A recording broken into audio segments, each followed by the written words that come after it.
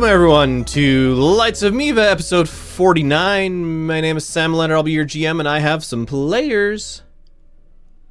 I'm Zerder playing Lumi, the Circle of Stars Druid.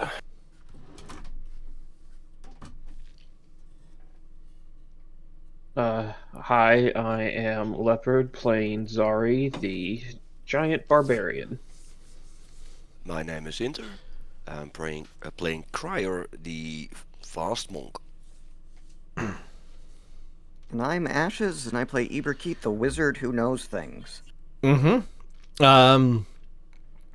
some housekeeping. Tsuda is hopefully going to be able to make it here. She plays a rogue named Risha, and unfortunately Valric, the player of Elros, will be unable to make it for the foreseeable future. So we will background Elros. I may give an in-game reason, or I may not. I'm not sure yet. But last time, you guys visited the Canal Ward, or the, yeah, it was in the, no. You visited the sinkhole. And when you were there, you battled a dragon-headed millipede that was enormous in size, saving many but not all of the guards' lives. After that, you conversed a little bit with Bitra, and through every fault of your own, managed to anger her and impress her just a little bit with your knowledge of dragons and the fact that she was one. Upon finishing your conversation with Bitra, you guys all headed towards the brain fart. The Stony Nook Adventurers Guild, and along the way you saw a curiosity shop, the Apothecary, where you traded in a weapon from Anya to purchase a couple of weapons for yourselves, and got some herbs for Lumi's healer's kit and a free potion jug. We'll go with jug. At which point you headed out of the Apothecary and are on your way towards the Stony Nook Adventurers Guild. Yes. It is still relatively early in the morning. The day is calm and bright, and you still haven't gotten over the smell of the sea air. This place has a definite tang to it that you are not used to. Different parts of town have different smells. The Canal Ward especially seems to have the smell of fish and rotted seaweed. Seems to overpower the other scents in the area. But you have a map, and you have instructions on where the Stony Nook is. You guys were also interested in going to a potion shop. Is that still true? Yes. Well, we're interested in stocking up on potions. Right. So, Have we used any? I don't know. Is this going to be one of those... I'm not objecting to the purchasing of potions, but have we used any? Is this going to be like an RPG where you guys have 50 potions that you never use because you might need it later? Yes. Okay. Well, sometimes maybe when our druid is not along and we do need to heal, you know? Well, I'm gonna correct myself slightly. They have fed me a potion a time or two. True. So, give me a...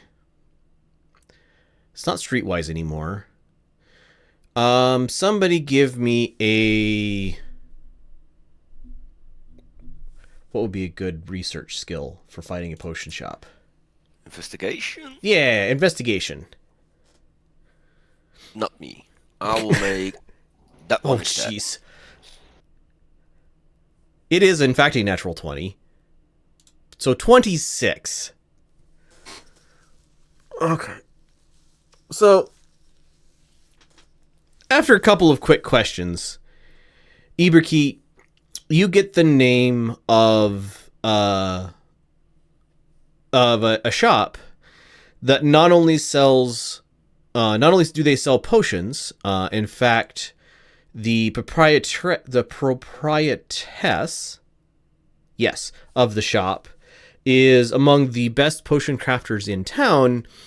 They also sell magical paper and mundane paper. It is the Potions and Notions, and it is a little out of your way. It's just outside the castle ward, about here. But it is a little out of your way. But it is in fact, yeah, the Potions and Notions.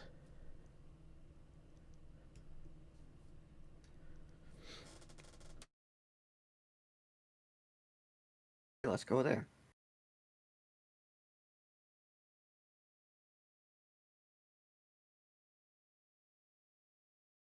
All right, so it is a bit of a walk, but you guys get it is a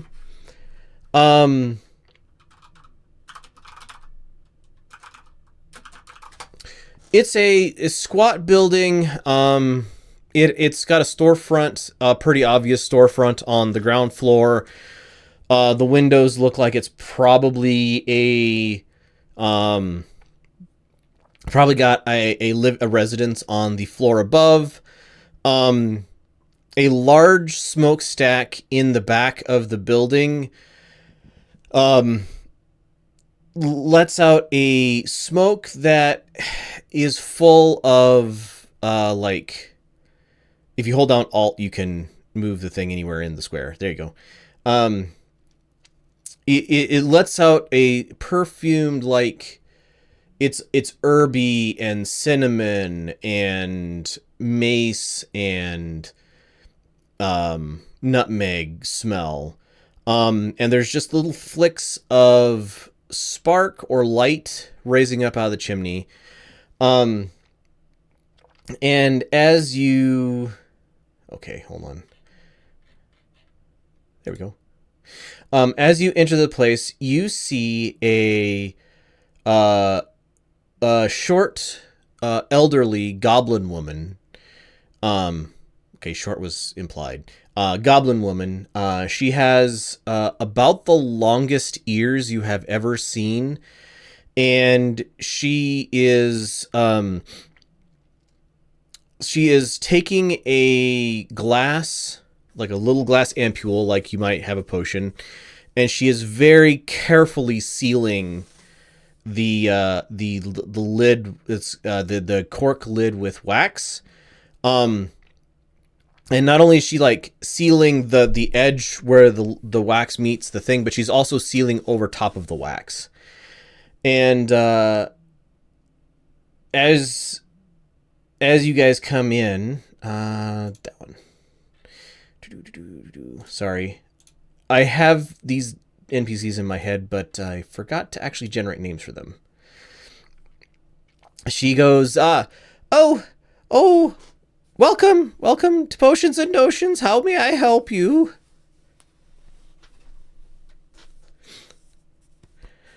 Are you here for potions or notions? I can get my husband. Well, we're interested in some potions if you have some. Oh, of course.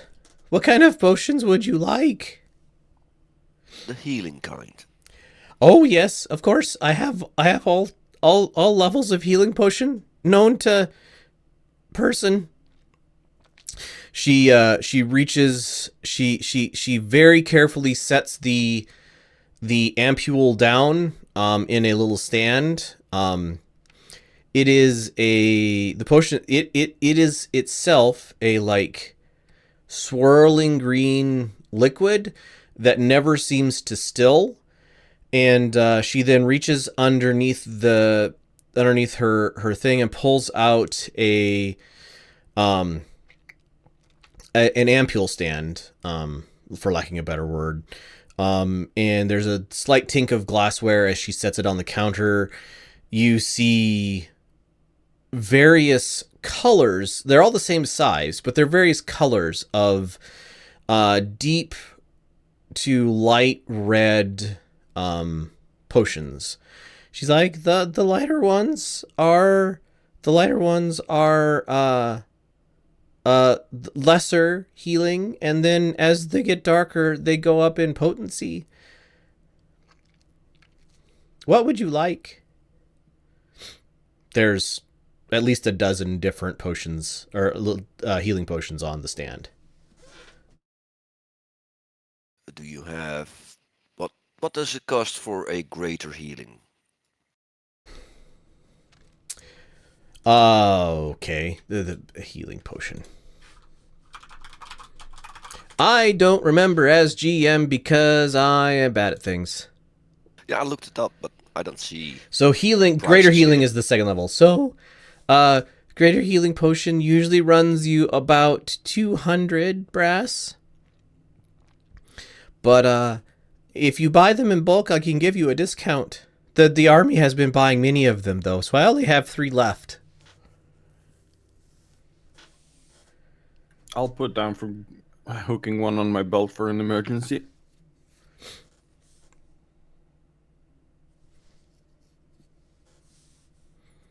Yeah, I don't have that money. Do you take gemstones? All valid forms of payment are accepted, although I will need my husband to value them.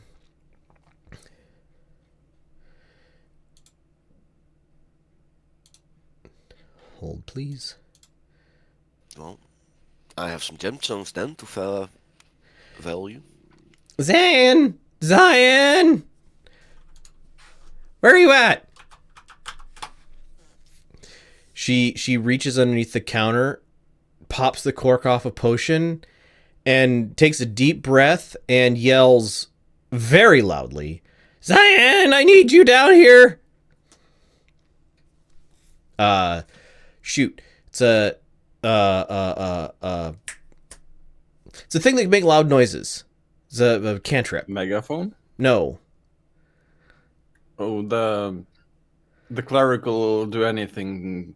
Yeah, it's like you can slam open or close windows, you can make loud noises.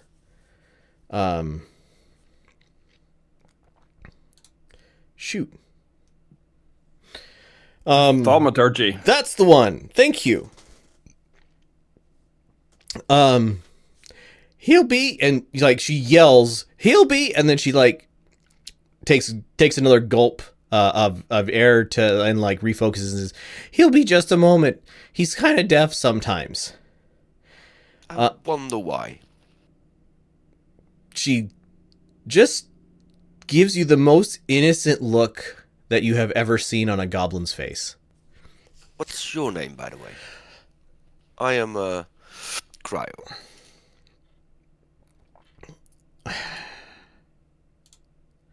Olala. I had a better name, but then I lost it.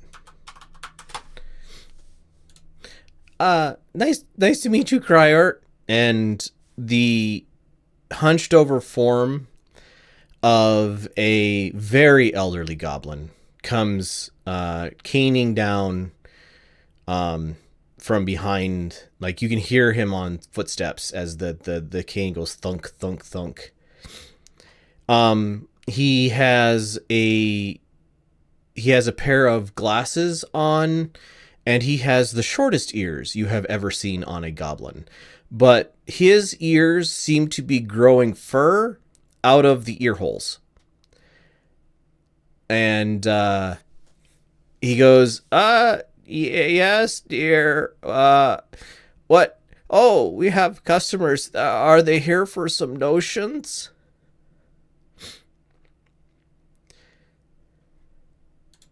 No, dear. They wanted to pit. They wanted to buy some potions with some gemstones. Oh, okay. Let me get my loop out.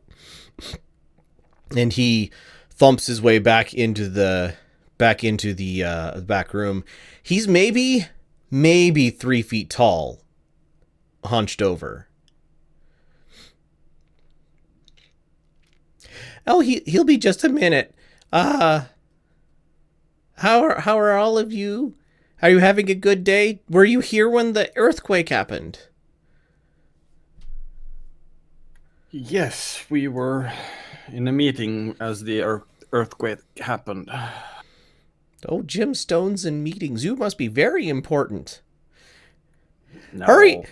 Not important. Just She yells lucky. with thaumaturgy again. Hurry up, dear. They're very important. Like, it's loud enough you guys feel like you might want to take a step or two back. Lumi is standing at the far wall.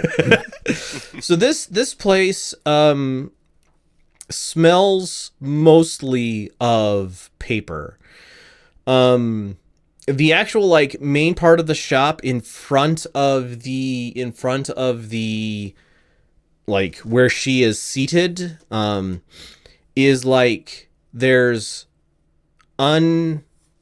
like blank spell books and reams of paper that you might use for like inscribing scrolls or similar. There's a whole like behind glass cabinet of inks of different colors. One of them has a little placard underneath it. One of the red ones has a little placard underneath it, says "Perfect for Fireball." This place smells like dried paper. There's also a section of like rolls of vellum. But they're like, it's like a 3 foot long or 3 foot wide, and you don't know how long, like rolls of vellum.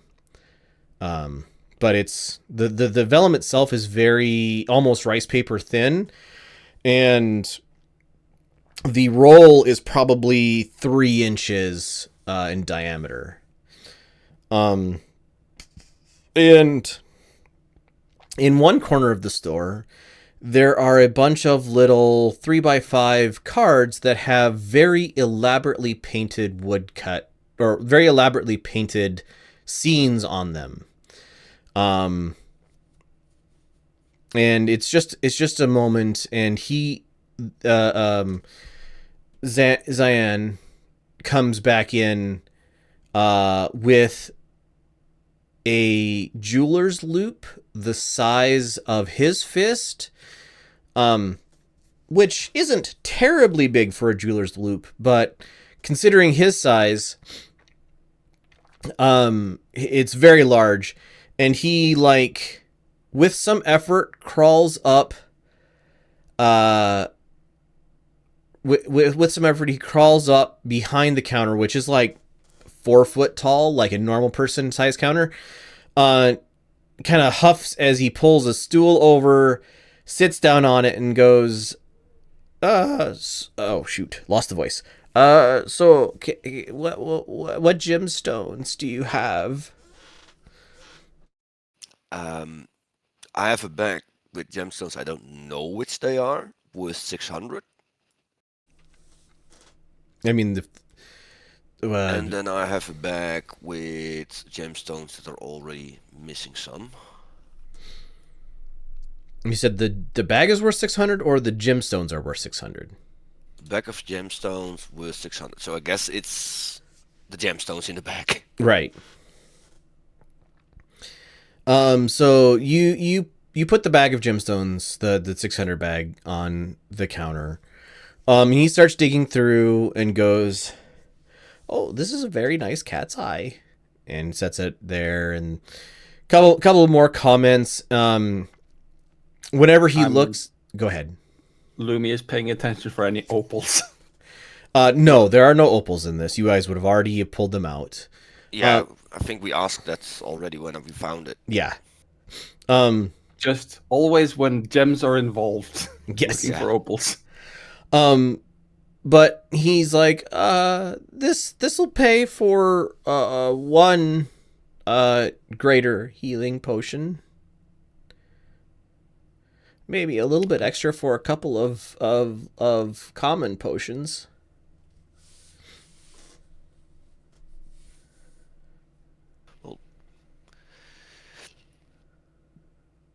Lumi wanted the greater, right? Or are you Yeah, paying for it yourself? I have enough money to pay for one greater that was in the 200 brass mark for myself to hang on my belt, so you can feed me something that isn't just the watered down. 600. So 3. That the gemstones would be enough for 3 graders. Sorry, brain reset. Okay, but she only has 3. She only has 3 graders. Yes. So 1 is gone. I only want 1. Maybe. Buy 2, get the bulk discount as a group. Yeah. Oh, very well. Here she sets the potions down. And Olala or Zayan nods and puts the gemstones back in the bag, puts the bag behind the counter, comes out with another pouch and says, "All right, and so bulk discount of 10%. You said 10%, right, dear?" And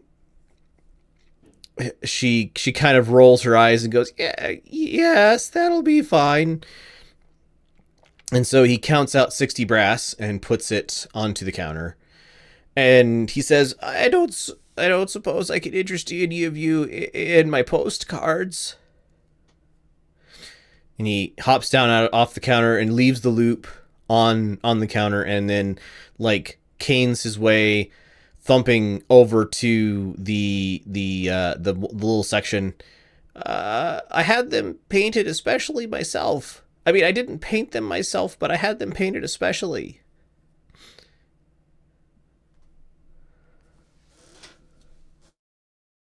Well, look, this one's.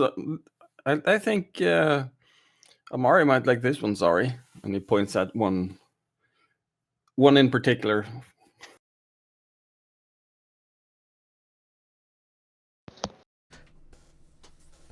Oh yes, that's a very nice one with a house that's. I mean, it's on fire, but you can't tell it because there's no smoke coming out of the roof yet. But all of the windows and doors are lit, so it's got to be on fire.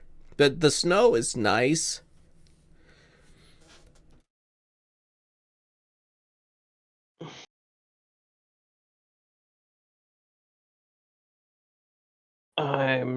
I'm not sure. I think Amari's very practical, doesn't have a lot of decoration, so Oh, so you should buy him a potion then. What kind of potion would he need?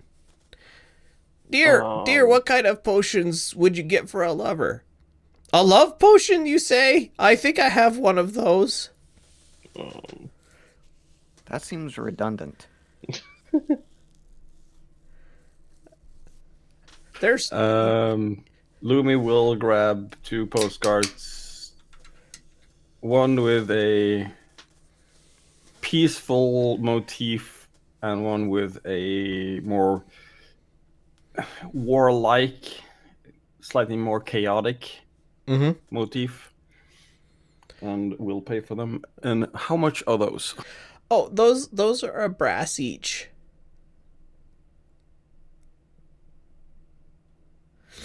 Thank you.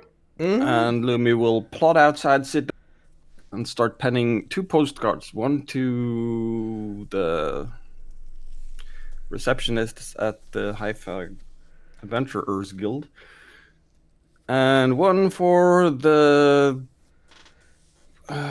group left in Miiva. not limes, the other ones. Salty circle? No. Well, okay. Are you talking about the second group for this one, the 20,000 more group, or are you talking about the? I guess the salty circle is the one you guys left back. Yeah, the ones that are in quotation mark based in Miiva now. Right. Yeah, that would be the salty circle.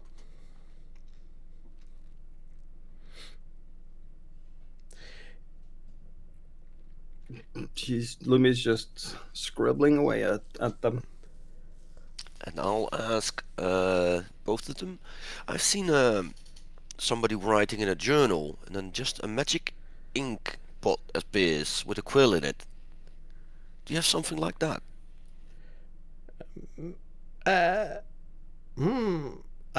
Invisible ink? That's not really invisible ink. No, it's not invisible ink. That's just opening up the journal, and then a pot of ink appears. And when they close the journal, the ink disappears. The ink pot, not what they wrote down. Oh, that's very intriguing. Would it be an enchantment on the journal, or would it be? I don't have anything for you right now, but I can look to see if I can make you something. Give me a couple days.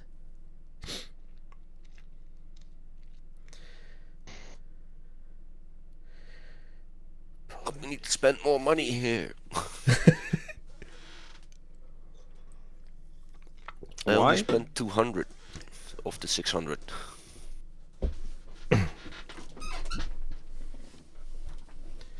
He took the bag for the 3 potions and gave you 60 brass back. Yeah. Change. Oh, we have 3. Okay, so you have a potion, and I'll have 1, and I'll give 1. I don't know. I just. Well, let's. I'll give Risha 1. Here, Risha. A potion of healing. Greater. Make sure to put Greater healing. Yes. Oh. You know this isn't going to work on Gaius, right? He's already a skull. It's for you. Does it work on you? I don't know, I'm fine. Oh, you mean for future? Yes. But I let you guys do the fighting. I just stand back here and throw balls. Well, if one of us goes down, you could still use it. Oh. So take Lumi's job. Okay. I think that's the idea, dear, is that if you're not fighting, then you're safe so that you can make sure the ones who are fighting are standing up. I get you. But I thought that was Lumi's job. No, he goes down as well sometime. Oh, okay. Puts it in her sack. 30 brass was left. 60. 60. 10% off of 600, so it's 60. Okay, I'll add that.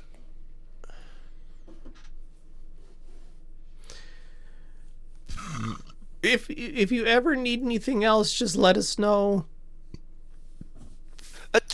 Just for fun. What does a potion of growth cost me? What level spell is that? Potion uncommon. Enlarge reduce would be it would be 200 brass.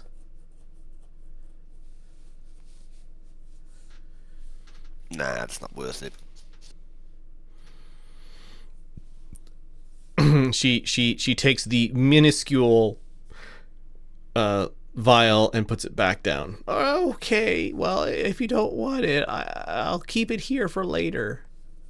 What was the potion you were working on when we entered? Oh, that is a potion of spice. What does it do? Well, it nominally gives you the ability to breathe fire, but it also gives you the ability to breathe fire, and also makes it so that when you eat chili, it's not too hot. Especially useful for the last one, I guess. Right. So it's a fire breathing potion that also lets you breathe in fire and eat very hot food without, dying of it. It's also like she set it on the counter. It's also aggressively attacking the cork. I should really close these ones with glass. For next time. Well, I think I got what I wanted.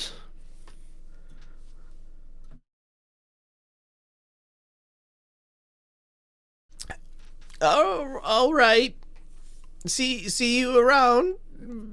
Always something to find at Potions and Notions. And Zion looks over at her and goes, That's not the phrase, dear. The phrase is," and he stops and thinks. They say that the first things that go are vision and hear, or the first two things that go are vision, hearing, and I don't remember the third one. And then he just grins at y'all.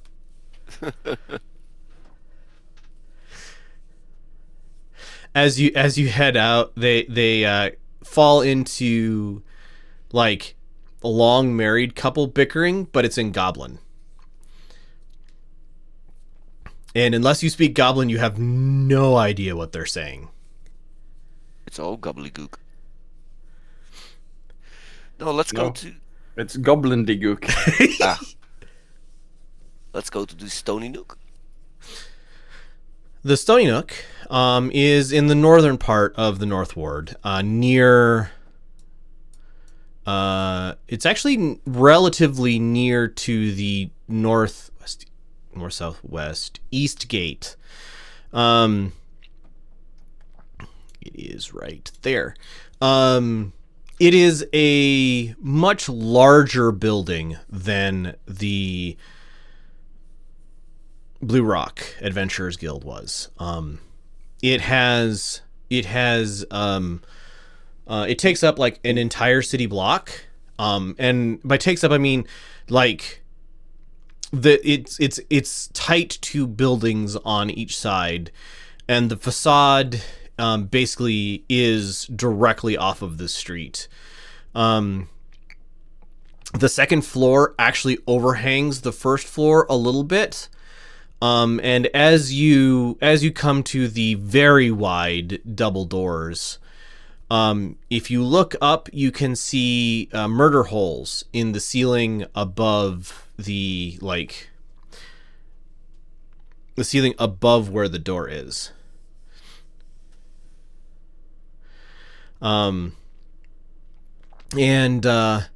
Doors swing open on well-oiled hinges, and there are 3 people behind the front counter. 2 of them, a man and a woman, are chatting with each other, just like small talk chatting. And the third one has his nose buried in a ledger or book of some kind. And as you guys walk in, the 2 that are chatting kind of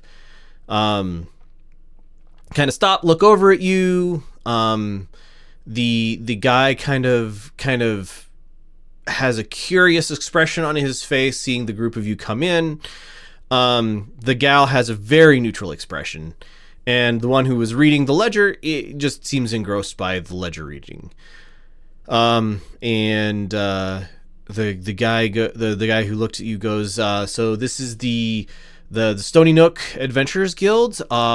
Here to register, or do you have a quest? We want to register. Very well. So if you would come with me, I will get you registered. Simple procedure. Come with me, and then he comes out from around behind the desk, or the desk is the wrong word. The counter. He's probably middle-aged. Maybe he's going, either he's a little older than the wrinkles on his face would say, or he's younger. He's a little young and his hair is just going gray early, but he has very like speckled, graying dark hair, middle-sized, and he leads you out a side door and into an office on the side.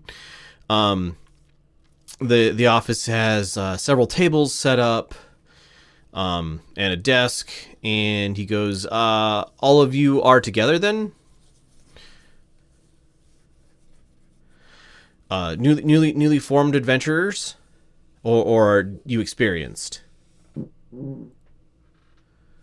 Experienced, originally formed in Haifa. That thing makes things much easier. If you could give me your adventuring company name and any notable adventures that you have been on that we may have heard about. And did you register with any of the other guilds before you came here? In this city, no. Very well. We were registered with the Blue Rock Adventurers Guild in Haifa as the Lights of Miiva. Okay, hold please. And he digs into the desk and shuffles around and then draws a tome, for lack of a better word, up out of it and sets it down on the desk. And Blue Rock. He starts flipping past pages. Here, Blue Rock Adventurers Guild, Lights of Miiva. Yes, I find you here. Who is Risha? Huh? What? Who? Okay, No, Risha. not me. And he gives you a good look and then goes back to reading. And Zari. Here. Cryor. Here. Lumi. Yep. Iberkeet. Yes, that's me. And you seem to be missing a person, and my brain refuses to insert Dragon's character. Elros. Oh, Dragon's character. Liorandal. Liorandal. Deceased or exited? Exited. Special assignment. Very well. So for five Exited. He exited the group. right for 5 adventurers, then it will be 10 copper to enter at the lowest level each. And if you would like jobs that pay more, then we can negotiate upgrading your ranking.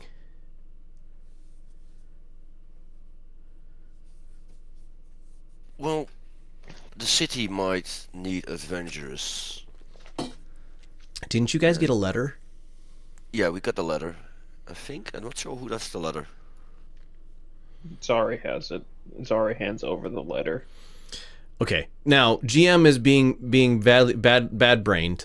Who was the letter from? Was it from Bitra? Yeah. Yes. Okay. So he takes the letter. He reads over the letter.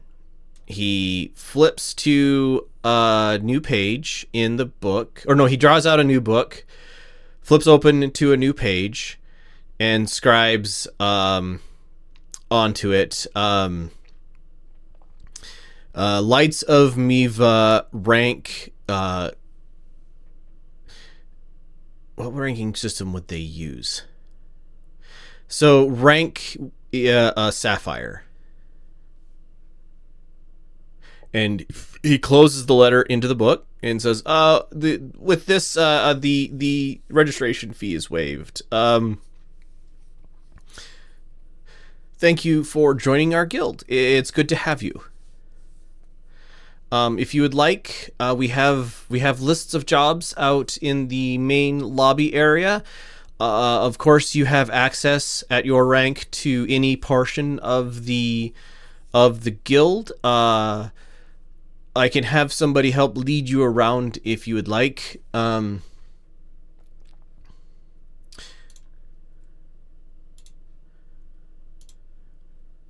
I personally, just think I'd like to go see the proverbial bounty board. Oh, okay, right this way. Oh, sorry. My name is Adrian. Nice to meet you. Nice to meet you too. Don't often get celebrities here. I mean, we do often get celebrities here, but usually they're celebrities because they're here. We have a good guild, I swear. He looks a little nervous, but he closes the book, puts it away in the desk, and then leads you out the front back out to the front. And yeah, posted on one wall is just a job board covered in jobs ranging from a couple brass each, or a couple brass, maybe 20, to go into sewers and go fight rats, all the way up to there's a job there to investigate a recently discovered cave system north of town that is rumored to have great ancient beasts in it, for about 500 brass. And that one's paper's a little yellowed.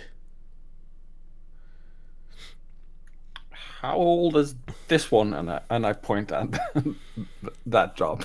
That one's been there for a while. We've had a couple of people or a couple of groups tried it.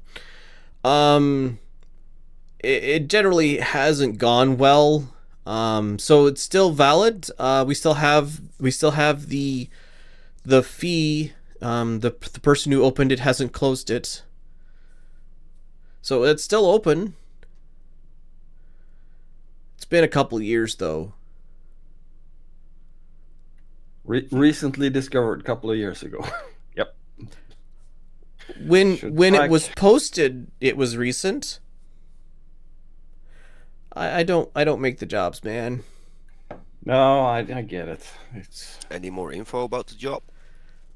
Well, some of the groups didn't come back.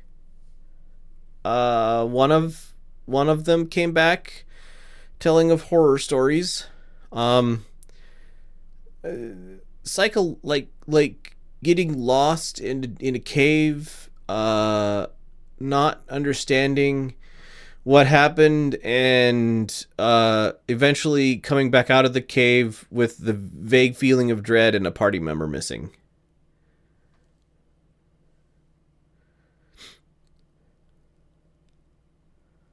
Something for us? I was thinking that maybe some try to kill some time while we're waiting for the other jobs to show up. Other jobs to show up? Yeah. Oh, I wanted to post a job as well.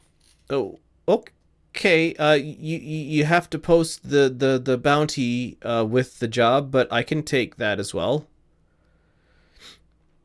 It's for locating a person.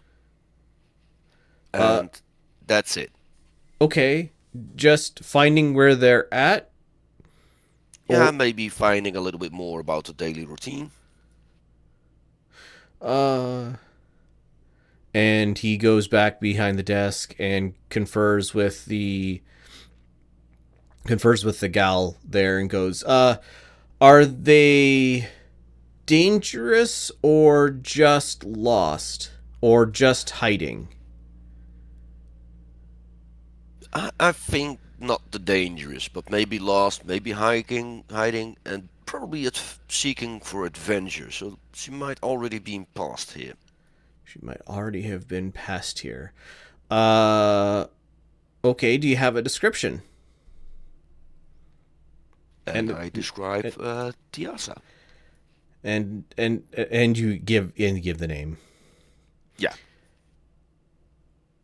Tiasa, and he starts digging through the book. Tiasa. Yeah, registered a while back. Yeah, she's been through here. That'll be 10 brass for locating your person. Sure. And you hand over the 10 brass, and Tiasa is a member also of the this adventuring guild, or at least she registered at the lowest tier. She is in the party the Bad Basilisks. They haven't taken very many jobs. And nobody has seen them in about 2 months. Then they don't stay at the guild. And he's like, they may be registered with the other guilds as well.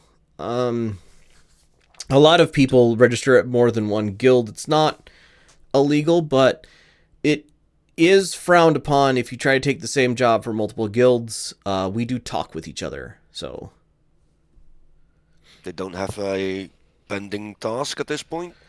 they don't have any tasks open currently, to my knowledge. They mostly took smaller jobs. Seems like kind of take them around the city. Here, their names, because you probably want that, and it's worth 10 brass. So, Tiasa, Adora, who is an elf, Kashi, who is a kobold, Brunhilde, who is human, and kind of the leader, maybe, or at least she was the biggest one, or not, but she wasn't the biggest one. She was the one who talked the most. Angelica, who's a half orc, and Mary Lynn, who is a half elf. The only Feyan is Tiasa. That's not normal. They came here as a group, so I think they had already, like you, had already formed an adventuring company before they came here. Well, if you have any information after this, you can contact Askar, and I give him our address. He nods. So you want to do the cave? All right. So I'll mark you down as investigating the cave. I will. Oh, Please, you said there was. hold. Sorry, what? Please hold. Lumi will grab everybody's arms and huddle up, and everyone in agreement. We kill some time until the big job shows up at the guilds. Well, we got some leads on Tiasha at the moment, so that will just show up, I hope, for the brass I spent.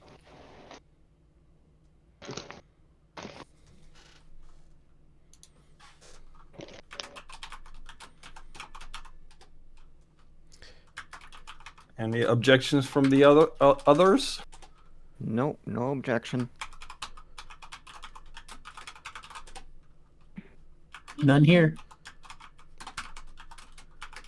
Right. Yes, Adrian. Put us down for the cave job. And, please, some traveling descriptions.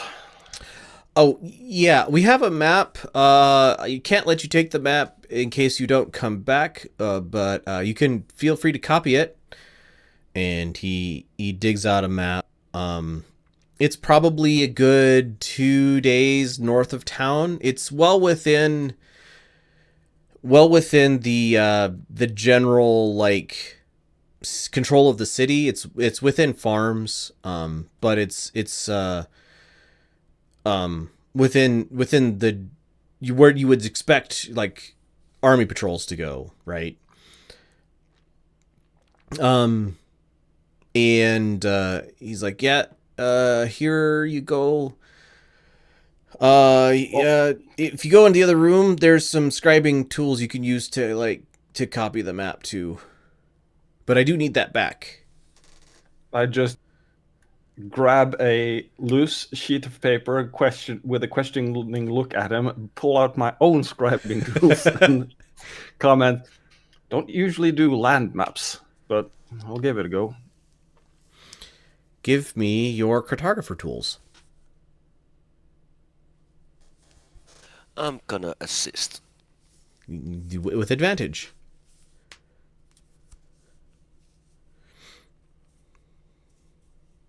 So which stat would this Intelligence. Oh, mine is dexterity. For cartographer tools? Yeah. I Did I copy that wrong? I I would would put them down as query because depending on what you're trying to do with it, needs a different attribute. Yeah. This strikes me as an intelligence test to accurately copy the things. I guess dexterity if you're doing art? Oops. Let's see. I rolled a 15. Yeah, the dice apparently don't lie. 15's pretty good copy though. Like the DC is like 10. So no, you have an accurate representation of the map, including where the city is in relative location to it. And he takes the map back and goes, "Well, good hunting. Better luck. I hope that you come back and that you're not missing any party members." Yeah, so do I. I have high hopes, though.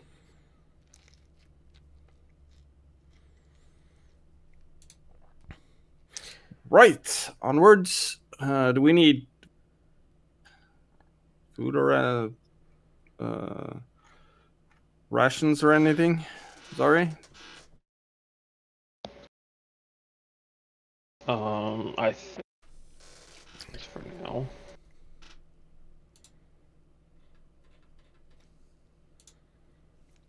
I got some rations left, and we can hunt as well, I guess.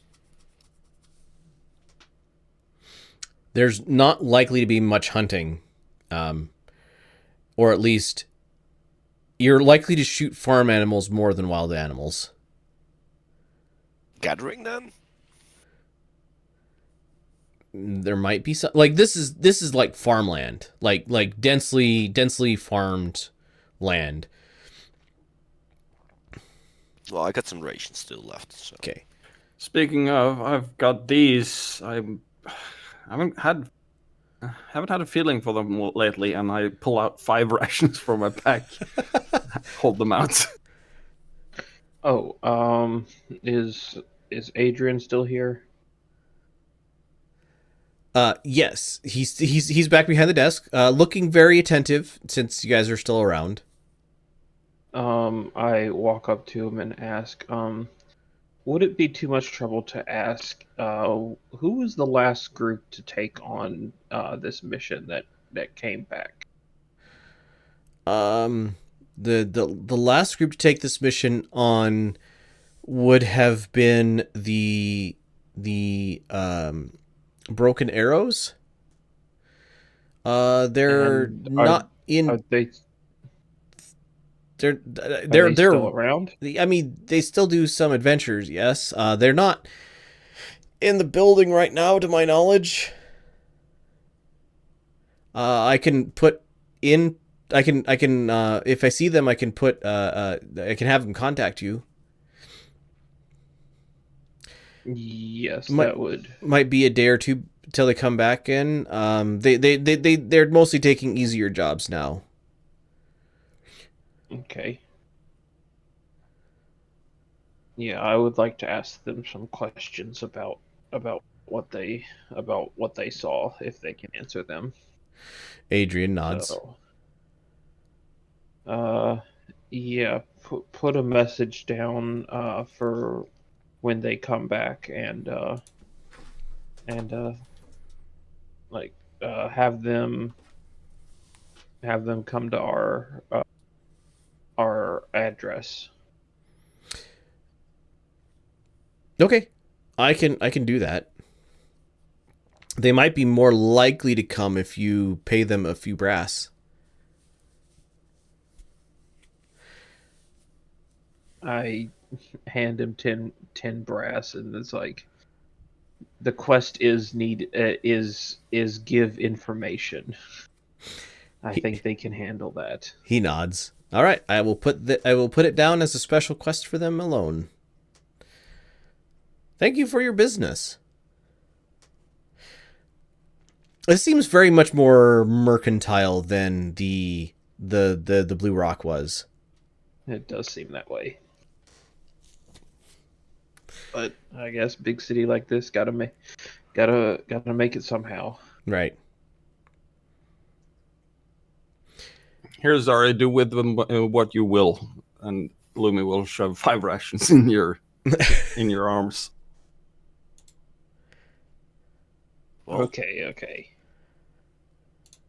let's get some final supplies, go home, sleep, and head out in the morning. Yeah, hopefully they show up. If not, we'll leave a message with Oscar, and he can maybe get in contact with us somehow. Well, I asked him last time to look for some sending stones, so maybe he found some.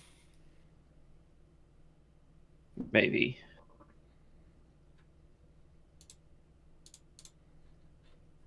All right. You guys head out of the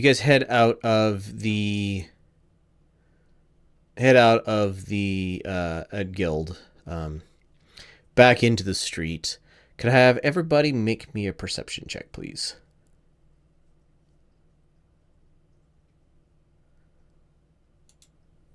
Holy good lord.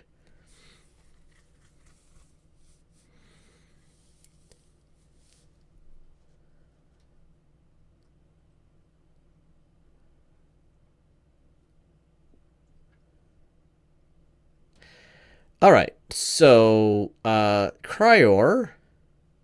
Oh, I need to actually roll this. Hold on. GM roll. Thank you. So not bad. So anybody exceeding a 17 on their perception check. So Cryor, Lumi, and Iberkeet. You all see a vaguely familiar face with short cropped hair. That sees you walking out of the Adventurers Guild and then just like bamfs away.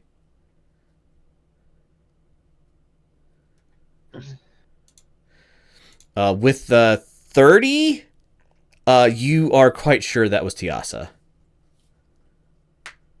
Did I see? Was it Banff as in poof gone or bolt down an alleyway? Like magic. With a 30, that would be Misty Step, so she's not far gone. Well, that was her. She's around there somewhere.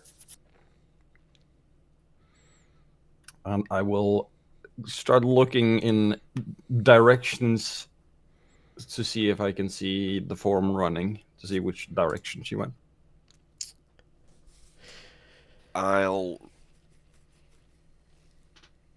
look at Lumi. say maybe a bird's eye, and I'll I'll run to the spot where she was last seen to see if I see her from that spot. I'm going to cast Locate Creature. Oh, well, yeah, locate creature, you have a ping on her. I wouldn't have done that previously because it only detects creatures within 1,000 feet, but now I know she's within 1,000 feet. She is currently in the building behind you. Second floor. Somewhere within, not that far from where she was, but she is definitely moving at speed into the building. Yeah, given the direction.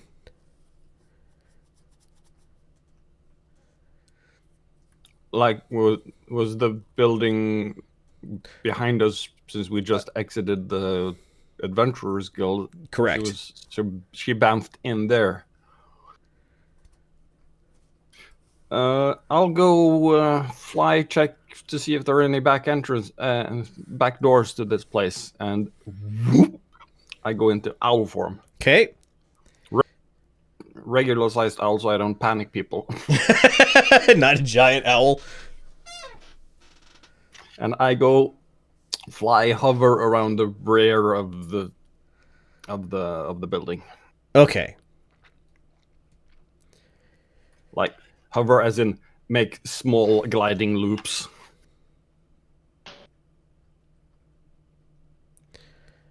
I have a question for the D&D savvy of you.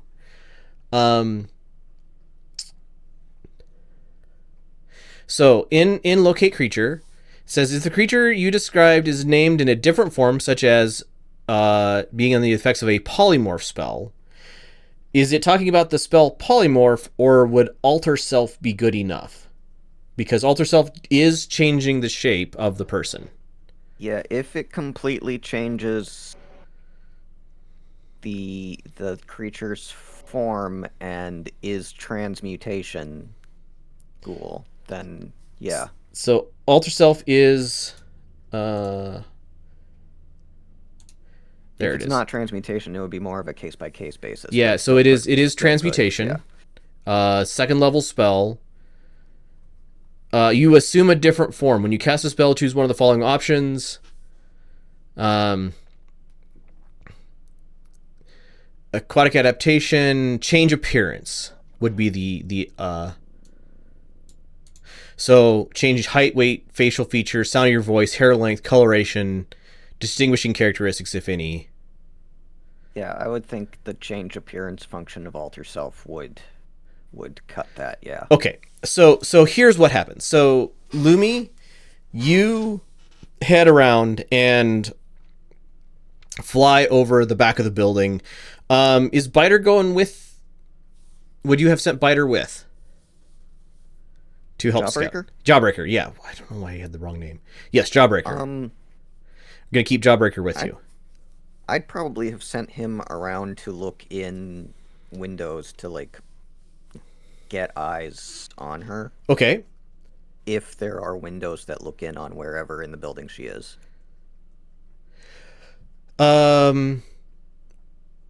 There is, I think, Misty Step is line of sight. Or no, you could. No, I think it has to be line of sight. So yes, there absolutely would be a window looking in to where she would have gone.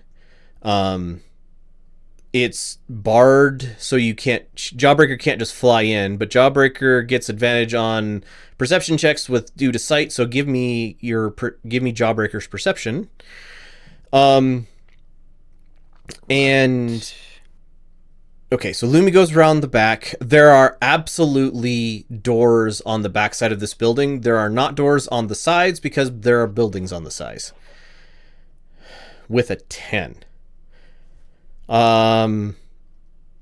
That is, let me see if that's good enough. Jawbreaker does not spot her in the building. Everybody else rushing in the front door? No, I run to where she used Misty Step from. Right? It's an empty spot on the pavement. Yeah, and I'm just looking around now. Right. Okay. So, Iberkeet, Yes. probably 10 seconds after the BAMF, you feel the connection break to your locate creature.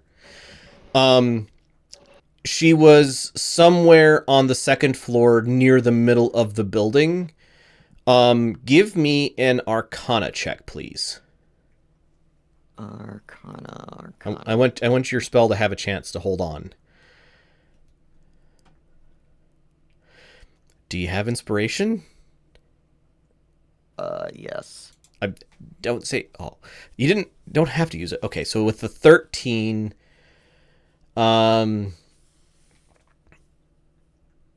no, that's so you feel Okay. the spell slip away and lose its target. I'm using a portent, Okay. so it's 20. Okay.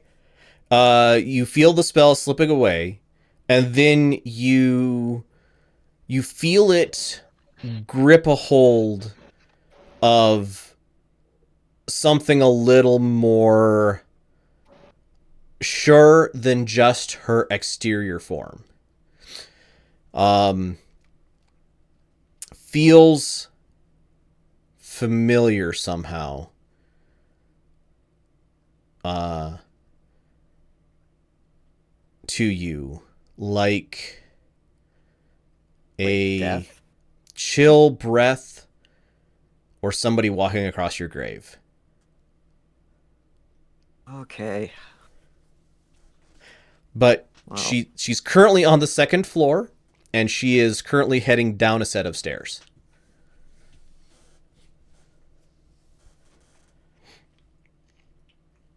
All right. I work to direct the group Okay. to intercept.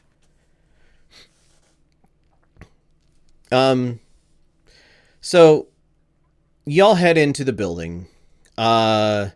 Lumi's out back watching for Tiasa to come out the back of the building.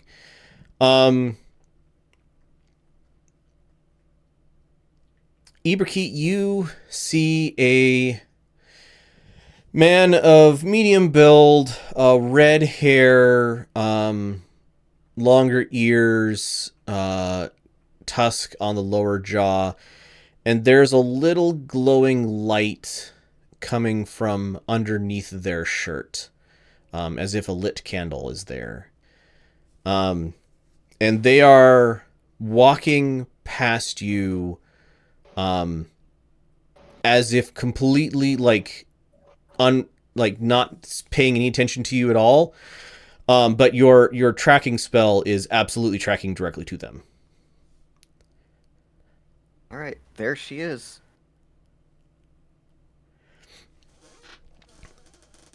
And I point at the man that looks nothing like her. What's the rest of y'all doing? I walk back to the nearest person I could see from my group. Because, there's like 20 seconds left now. So, she's not here, and I'm looking for somebody I know. Oh, well, I mean, My Iberkeet group member. told you Ah. where she was, what she was doing, so. Then I'm now with Ibukeet, I guess. Okay.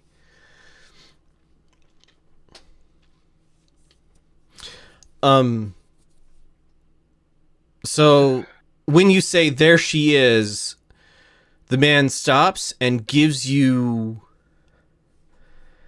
me well, I mean everybody except for Iberkeet who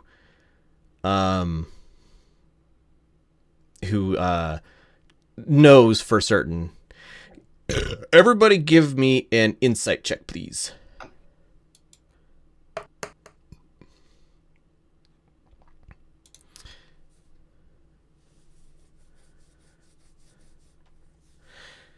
So This person says with utmost confidence, "I don't know what you're talking about," and moves to move past you.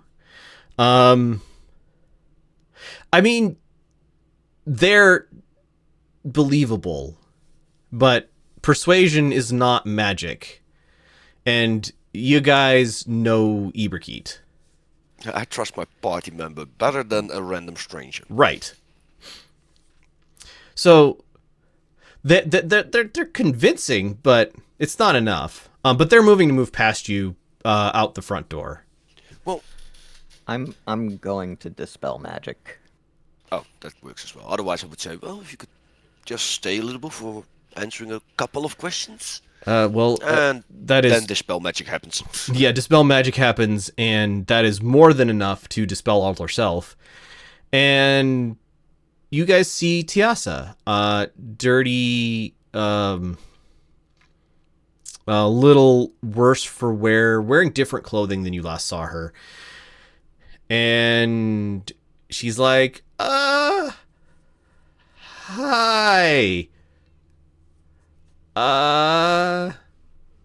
Fancy meeting you here.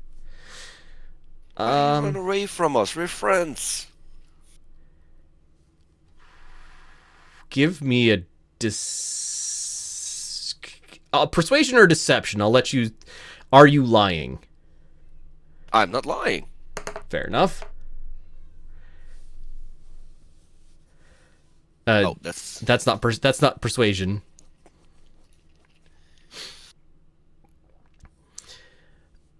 Oh, jeez. Okay. She believes you. So you know, we slept in your house. We met your family. yeah. Wasn't expecting to see you here today, or ever. So how have you been? Good. We're just looking up on some help from this city for our problems at Miiva. That's good. I should be going. I was gonna go look to see if there were any new jobs, and you guys kind of surprised me. I'm gonna be going. She attempts to slip in between y'all. Zari puts an arm out and stops her. Give me a contested acrobatics or athletics, please.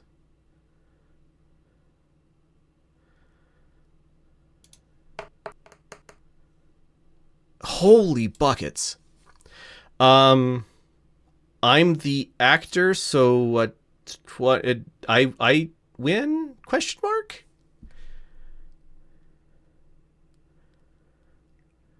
So, as far as I can deduce, Contestable. Zari set the DC by trying to stop So meet it. Tiasa, and Tiasa meets it, Okay. then beats it. Yeah, I think that's true. I was thinking about this as well. Like, okay, how is this gonna work?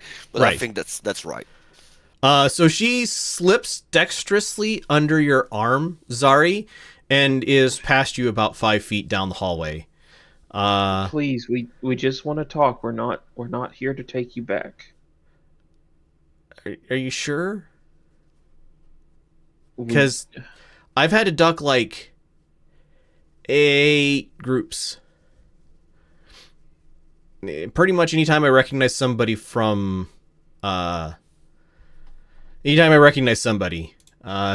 they've tried to, well, they've tried to.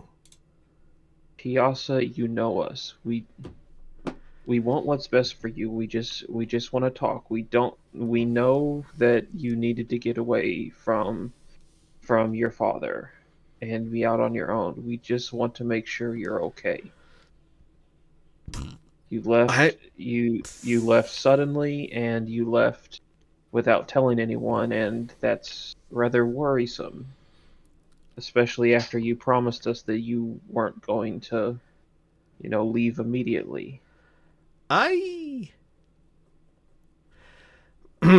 So, I'm fine. and she stands up to her full height. She looks unkempt, but not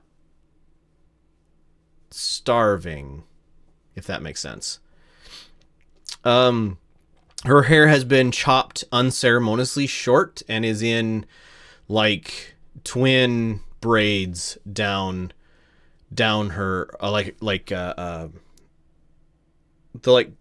braids that are like really tight to your head, and then just basically they end right at the neck. And she goes, I'm fine.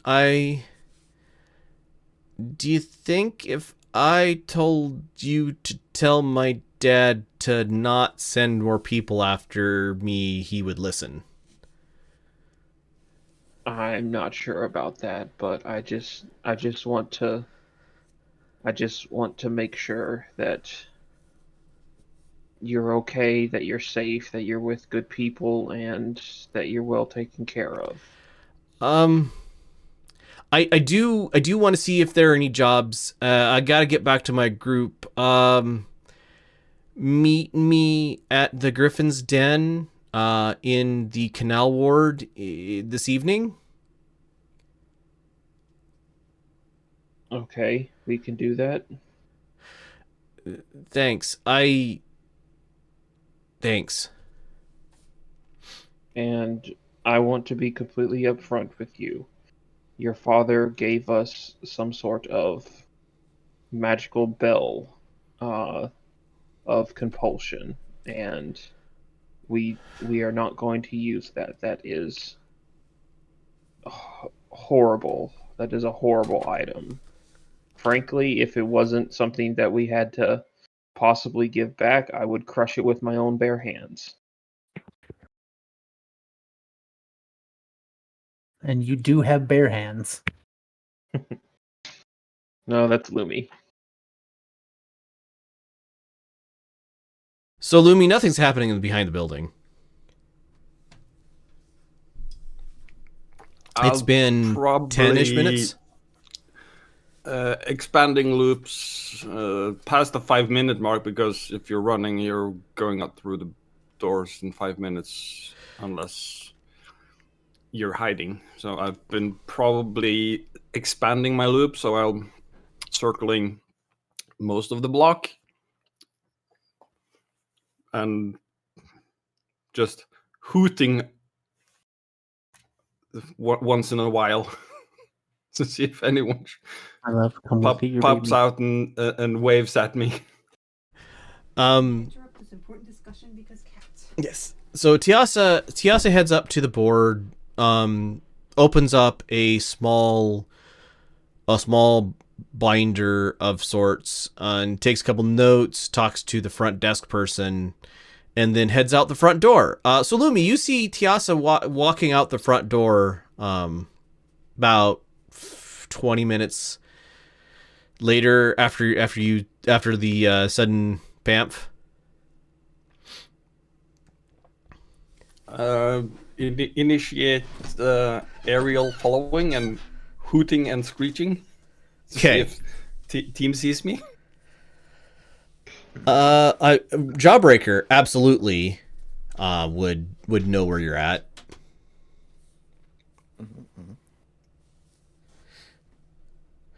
The rest of y'all. So Lumi's currently following. What's the rest of y'all doing? Well, Unless you're listening to bells ring, you would probably hear some remnant of hoo hoo hoo or ah outside. I don't do a good owl screech. I do decent owl hoots.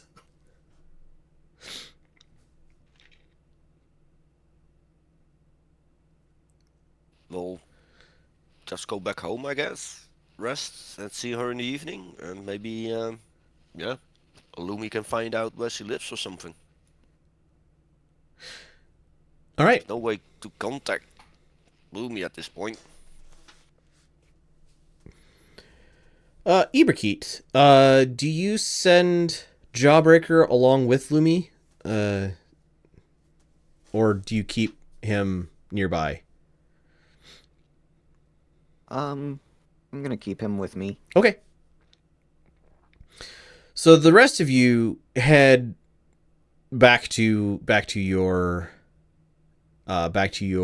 place, probably figuring out where the Griffin's Den is along the way. Lumi, I would like you to give me a tracking skill. Probably would be survival check, please.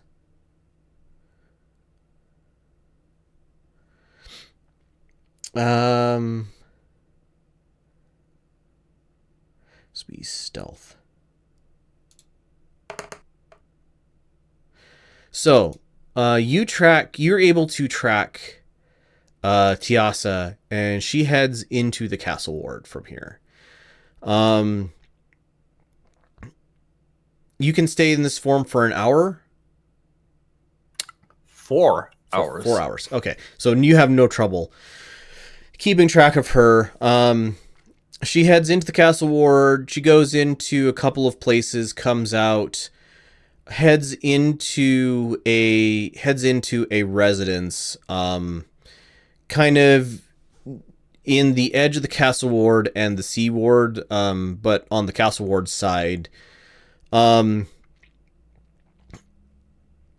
you have advantage because you're an owl on perception checks for now.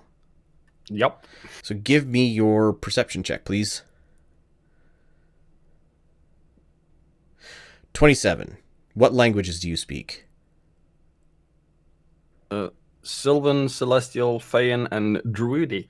Okay, so you hear a shouted conversation in a language you do not recognize. There's definitely edges of panic in it. You hear somebody like talking to somebody else. You recognize Tiasa's voice, right? And there's definitely an edge of panic in her words. You don't recognize what the words are. But then another woman pipes up. She's got kind of a lilting voice, again in that language you don't recognize.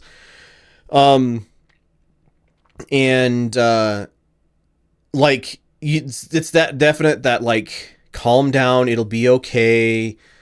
That sort of conversation. And then you see Tiasa come out of the front door, like step. There's like a little front step that has like a bench on it, like flop down onto the bench. You can see that she has in the dirt on her face, she's got some like, she's been doing some crying.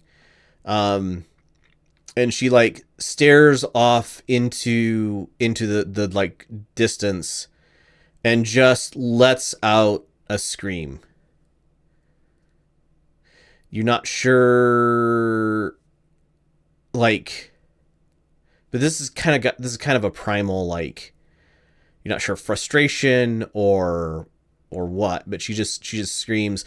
A couple of people in the street kind of stop and look at her. And then a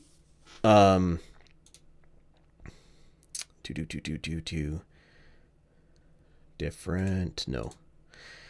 Then a large half-orc gal comes out. She's wearing like breastplate armor. She's got shield and long sword strapped. Shield on her back, long sword at her side. Steps out, puts an arm around Tiasa's shoulder, and then kind of pulls her in a kind of a half hug, and says something to her in, again, a language you don't recognize.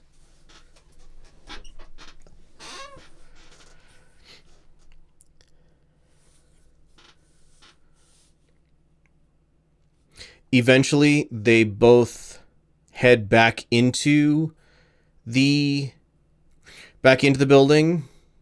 It's been probably 3 hours at this point. Is there a like railing on the step that looks at a window, or is it just a step with a bench on it?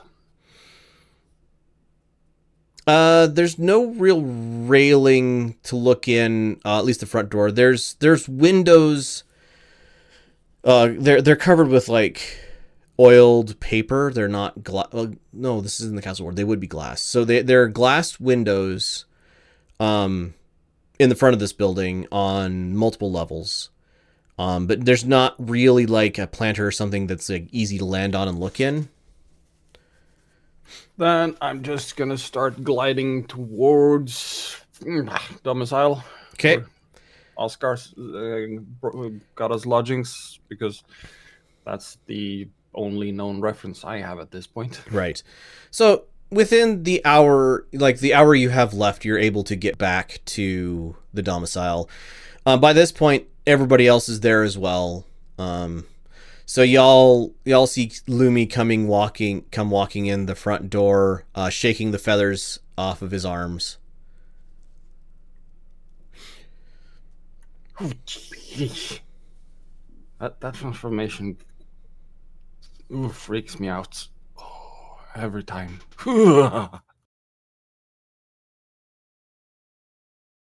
Yeah, right. What's new?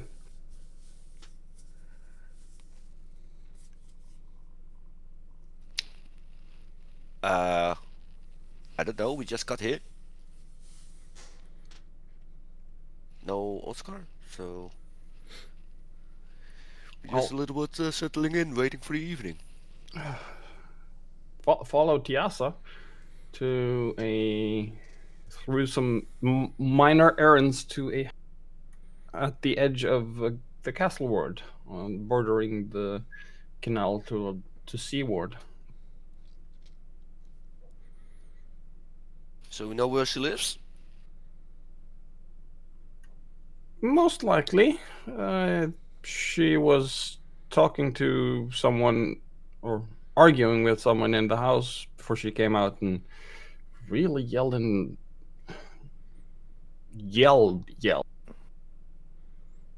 then someone came out, was a half-orc lady. Maybe her party member. And then they went in. They were speaking a language I didn't understand, so I can't say what they were talking about. There wasn't a half-orc female in the party. Angelica. So maybe that's the party hideout, or just their hideout for those two. So yeah, let's. There was a third. The person who came out was not the same voice as the person who was arguing with her. So 3 confirmed people at that location, Tiasa being 1, and the half-orc lady assumed to be Angelica, number 2, and the third is unknown. Yeah, let's see if she shows up. I don't want to force her to go back, but I do indeed want to make sure that she's okay. Never came here trying to force her to come back. Anyone wanting that bell has to go through me, and they'll have to run far and fast to get it. I can run far and fast, but I don't want to. Well, not for this reason. Can you run straight up up through the air? Not yet. I'm working on it.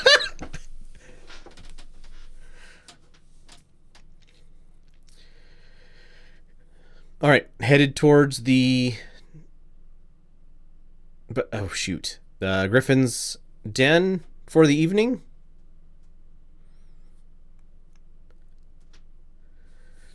Apparently, if they said to meet there, Okay. then we go meet there. All right. Yeah. So you guys head towards the Griffin's den. It is in. I think I said it was in Canal Ward. It's near the Merchant Ward. or the No- trade no ward. words for Sorry, Oscar? Oscar hasn't shown back up yet. Okay. And so you guys head in. This is a raucous place. Like, you come in the evening and you have trouble finding a table large enough for your group. It's like, it's a mixture of soldiers off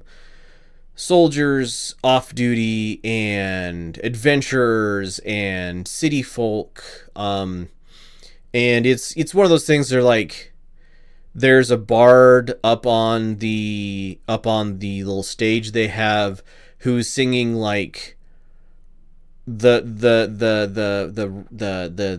old classics, and it's a mixture of people, like, they're not doing badly, but it's a mixture of people like singing along off tune, kind of throwing off their game, and people like heckling the bard. So it's a little cacophonous. And you guys work your way to the bar, get whatever drinks you want, and then find a table kind of in the middle of the room, about the only table that's large enough for a group of 5. The person who's sitting at the table as you guys are approaching takes a look up,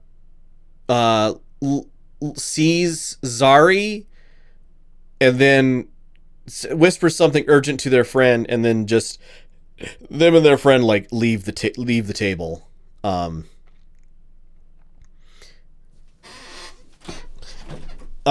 There is no food here. Like, there's no food served. This place, other than maybe like pretzels.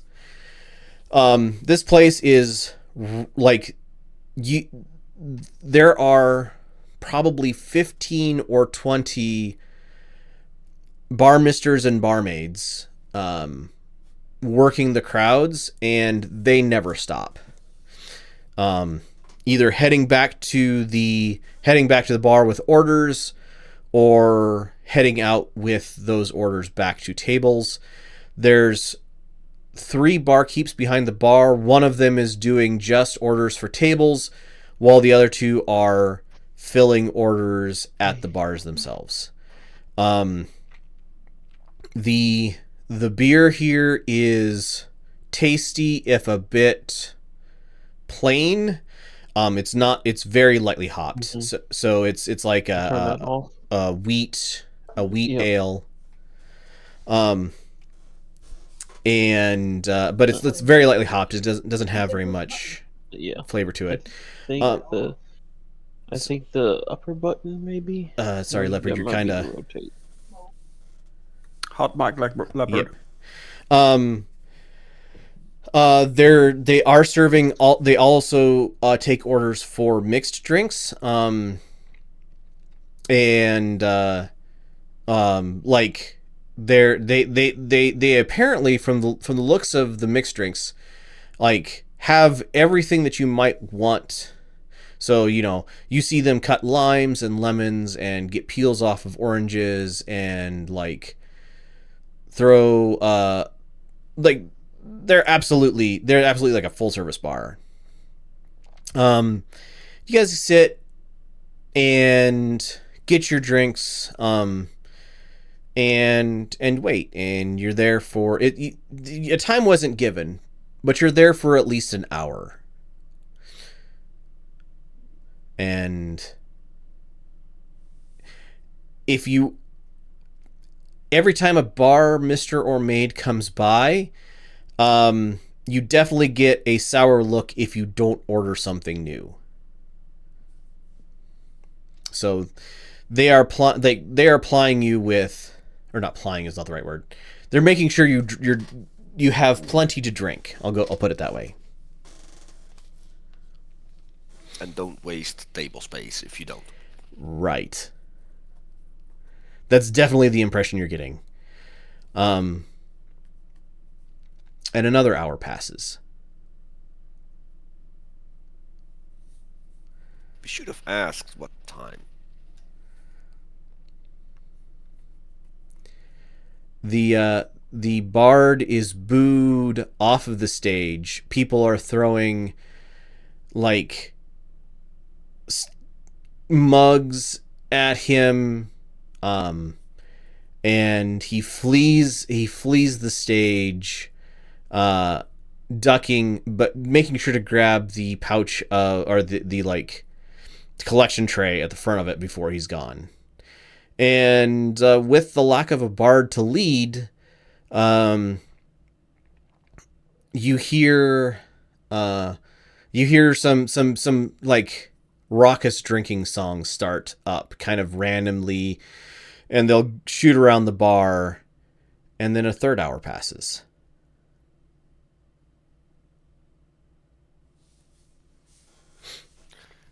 What do you think, Ibikit? Is he still coming?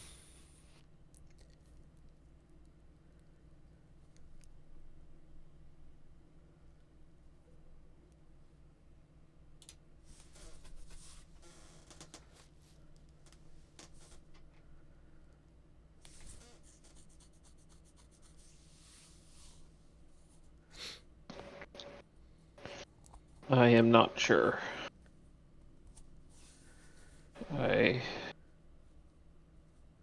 I hoped she would at least come meet with us. Can I have everybody make a perception check, please? Oh, jeez. Okay, well, don't get a 1. Nope, that's wrong.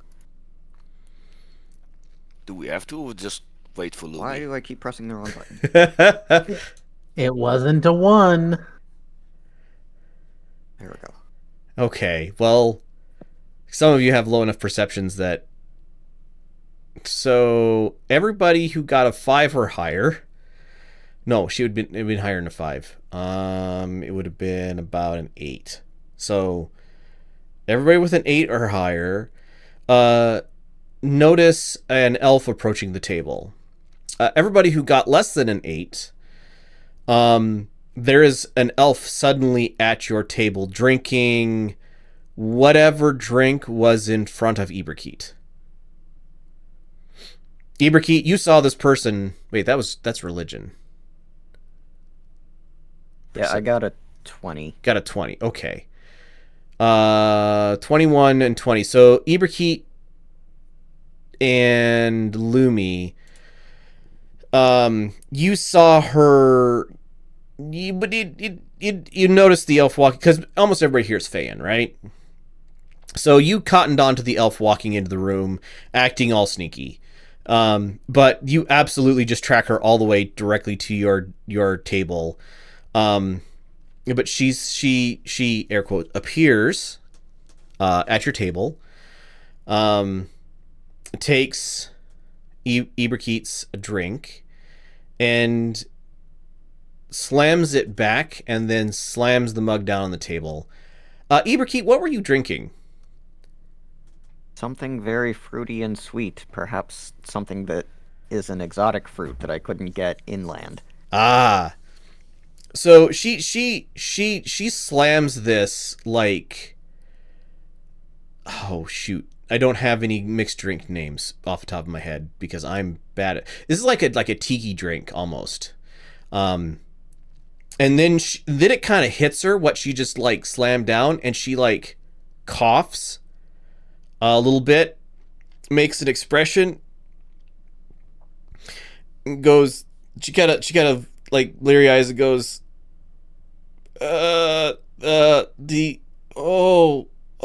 headache. Why did it have ice in it? Why is it ice? I don't know. I just ordered the sweetest thing they had. Okay. I'm gonna have a headache in a little bit. The lights of Miiva, I presume. Yes, and can I guess that you might be Adora? Yep. Adora. Oh, Does somebody have something beer? I nudged the whiskey I've been nursing for the last hour and a half over to her. Oh, okay, but I don't want to get drunk. Okay, it's getting better. She says she doesn't, she says she trusts you, but she's not sure she trusts you this much.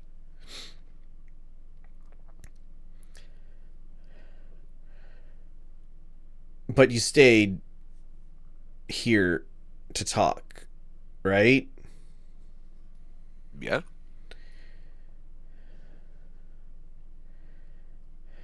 She looks over you all. Can I get a group persuasion roll from you?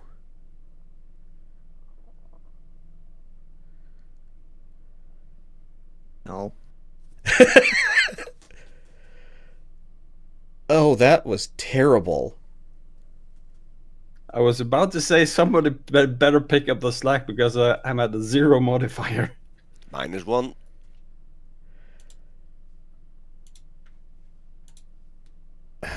Okay. Like, I didn't dump charisma, but still not boosted.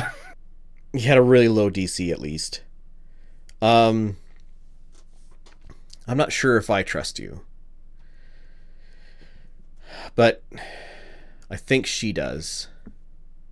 What can we do to earn that trust? As Risha pulls out Gaius and be like, look at this face. It's perfectly trustworthy. I'm gonna like, try and whack that skull out of her. There's an open hands. question on her face as she looks from Risha to Lumi. I'm trying to thwack Gaius out of Risha's hand. No. And she puts it back. The skull floats back into Risha's bag without apparent interaction from Risha herself. Risha, you absolutely did that. You just made it look like it was floating. Yup. You be nice to my poor boy. You be nice and don't flaunt your poor boy. Sorry about that. We're an eclectic bunch. I know a lot about eclectic bunches. Follow me. Don't forget to pay your tab. And then she attempts to disappear. Could I get a perception check from everybody, please? DC of 20.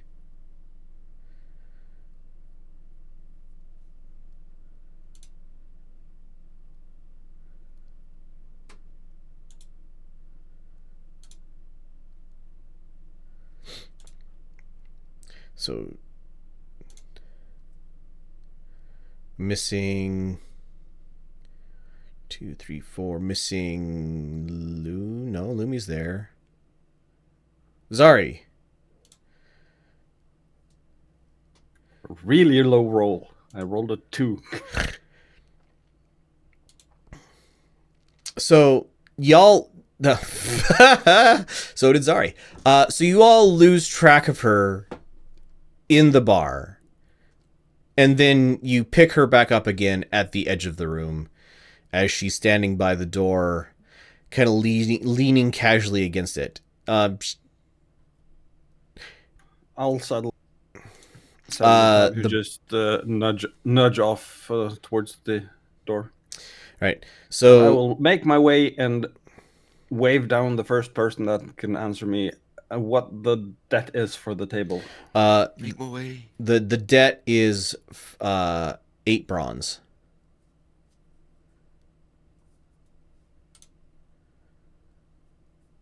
That's the middle. That's the middle one, yeah.